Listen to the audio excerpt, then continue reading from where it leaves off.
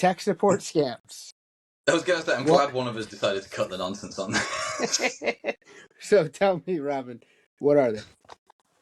Definition. They all work off the basis of pretexting and using people's fear and uncertainty around what's happened to my computer and am I going to lose all of my data. What typically happens is, and these can happen a variety of ways. Perhaps you've managed to get some nasty software on your machine. You might have ended up in a part of the internet that is particularly spammy. You might have ended up in the part of the internet that is a place of low repute. So but the Mos Eisley Cantina of the internet. The Mos Eisley Cantina of the internet, a wretched hive of scum and villainy.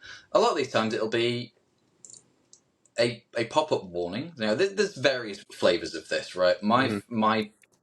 The one that irritates me most is the pop-up warnings that look like an actual system dialog box. They look like an actual Windows warning box. Yep. And that will pop up and it'll say, your computer is infected and you must call this number, you need to pay to get this software. The purpose of these typically, more often than not, is financial gain for the attacker. The money. But in the event that they can't get that, some of these guys will settle for simple data theft that they can use in an attack further down the line. Yep. The issue, naturally, for the victim is financial loss, and there's the emotional distress that comes from it as well. Often people have been rushed into going along with these scams and frauds. They realize what's happened only when it's too late, and they feel stupid. They feel shame. They feel guilt for violated. For it. And it's violated. Yeah. Mm-hmm.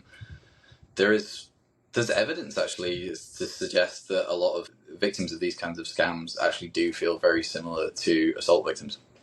Of course, and why not, right? Because I think there's very big corollaries between being victim of a scam. Obviously, there's differences. I want to jump up and down and foot stomp. There's obvious differences.